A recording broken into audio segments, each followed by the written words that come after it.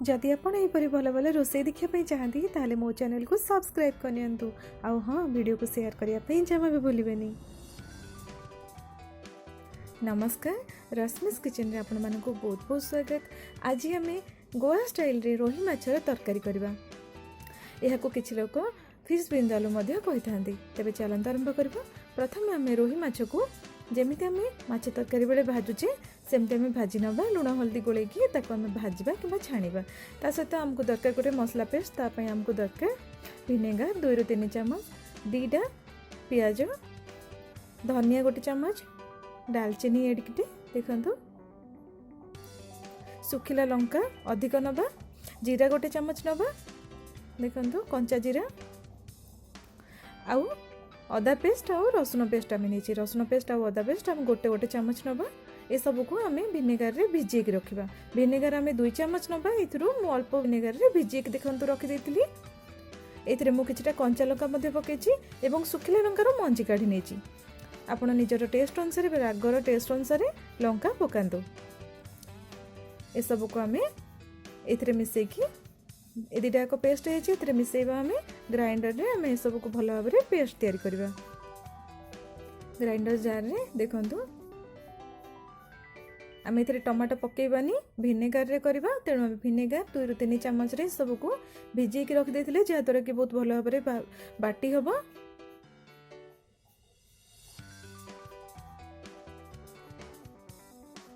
अदा रसुन रो पेस्ट पकई नबा।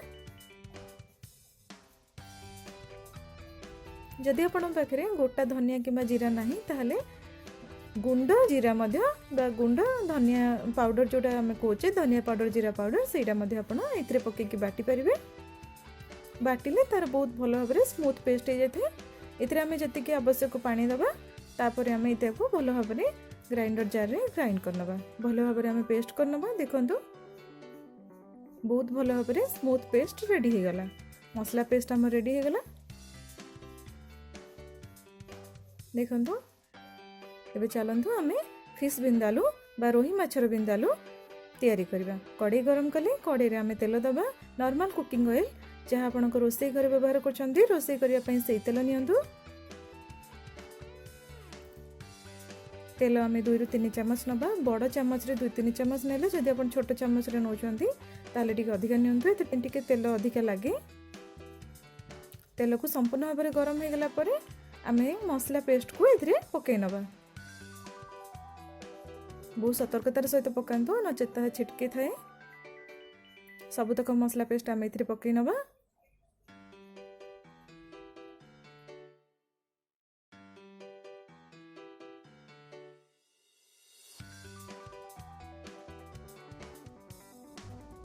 मसला को एमती आम कषिबा। लगातार गैस रो फ्लेम को हाई रे रखिबा। टिके टिके पानी दउथबा।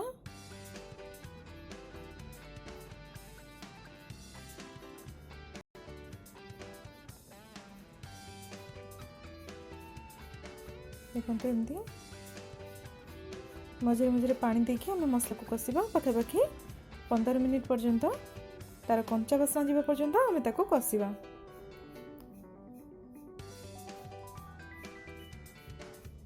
मझे घोड़े दबा। एमती गैस रो फ्लेम को स्लो रे रखिबा। 1 मिनिट पर चेक करबा।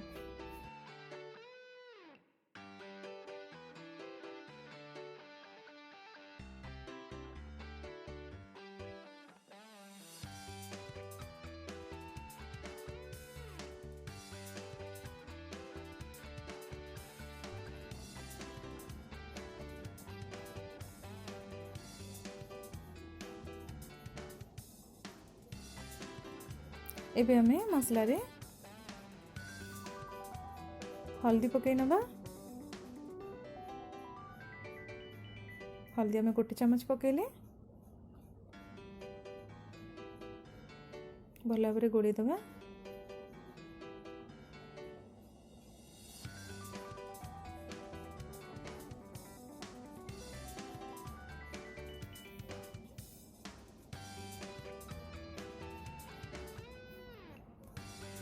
लुण पकईले लुण आम स्वाद अनुसार पकईबा। संपूर्ण तरकारी आगु आम माछरे लुण पकईले लुण पकईकि आम भाजीचे से अनुसार आम लुण पकईबा।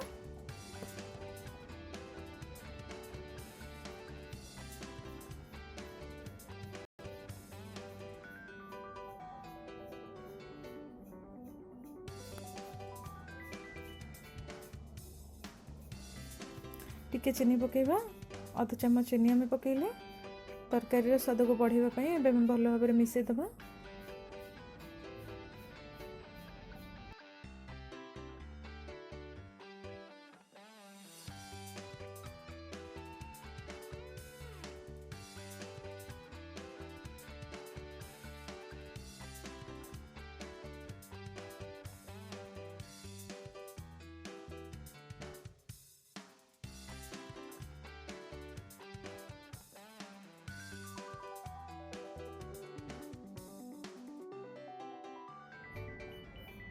पाखापाखि आम 15 ରୁ 20 मिनिट पर्यंत मसला को कषिवाई देवा।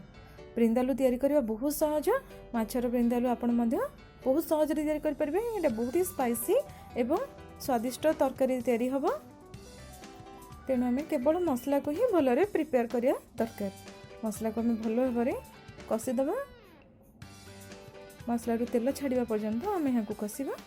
गैस फ्लेम को आम मीडियम आउ हाई रे रखिकी मसला को भल भाव कषिदेवा।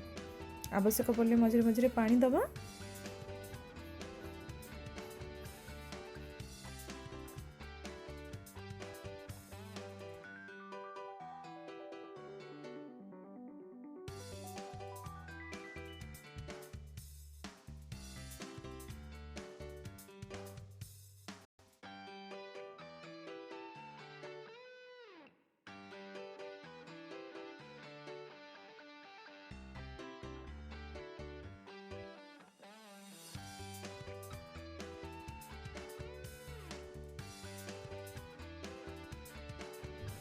देखो मसला आमर बहुत भल भाव कषि हो गला।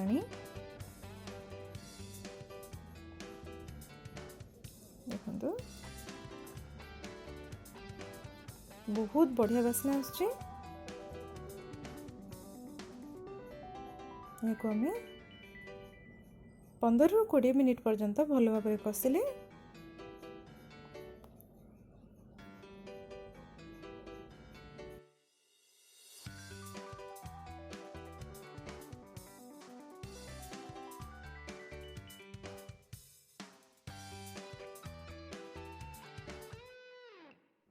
एबे चलतु ये पानी दबा। पानी को गरम करके ढालतु। जी झोल दरकार से मो पाखापाखि 2 ग्लास पानी देली। आम माछ पाखापाखि केजी नहीं से अनुसार आम पानी देले। फिश बिंदलू बेसी आमर झोल दरकार नहीं से आम अधिक पानी दबानी। देखंतु पानी आमर फुटी आसलानी।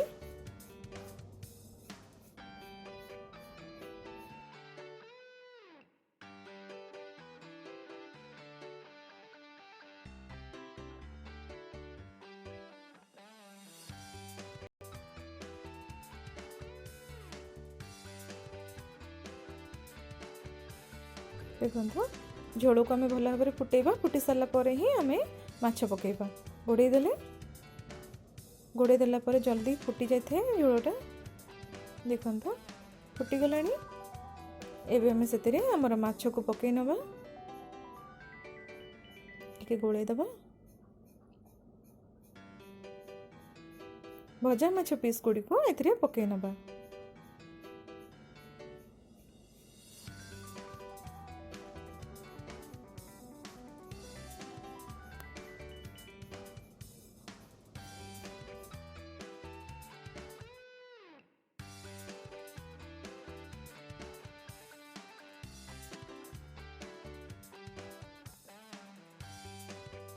माछ को पकई सारा पर आम बेसी घंटा घंटी करवानी नचेत माछ भांगी जाई पारे। या कम एमती हल्का भाव में एपट सेपट करनबा। एमती झोल को एकदम हाई आंचरे फुटिया ପାଇଁ छाड़िबा। माछ भितर यार झोलटा पशिबो एवं ताहा बहला हो जिवो। से पर्यंत आम झोल को फुटेबा एवं माछ को सिझेबा। एबे आम घोड़े दबा गैस फ्लेम को हाई रे रखिबा। गोटे मिनिट पर आम चेक करवा। गोटे मिनिट हो गलानी आम चेक कर देखु।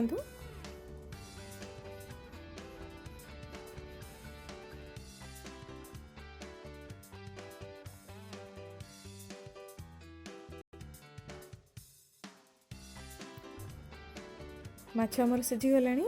झोल एबे भी अच्छे आम यहाँ टिके फुटेबा जहाँद्वारा कि यहाँ भल भाव में ग्रेवी हो। आम एमती हाई आंचर फुटेदबा। देखु आमर गोवा स्टाइल माछ तरकारी बहुत ही बढ़िया भाव में प्रिपेयर हो गला। देखु धीरे धीरे यहाँ बहला हो गलानी। एबे आम गैस को बंद करदबा।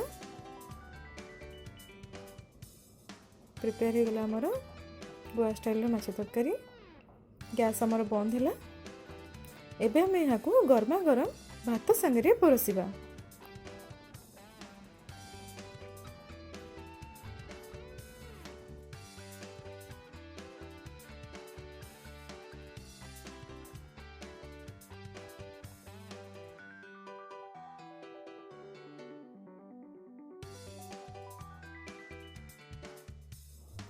आशा करुँची रेसिपी आपण मानक निश्चय भल लगे। यहपरिका माछ तरकारी घरे तैयारी करंतु। समस्त को कहतु, निजे मध्य खातु। केमिति लगिला मते कमेंट बॉक्स रे जणांतु। लाइक करंतु, शेयर करंतु और रश्मिस किचन चैनल को सब्सक्राइब करनियंतु। रहिली नमस्कार।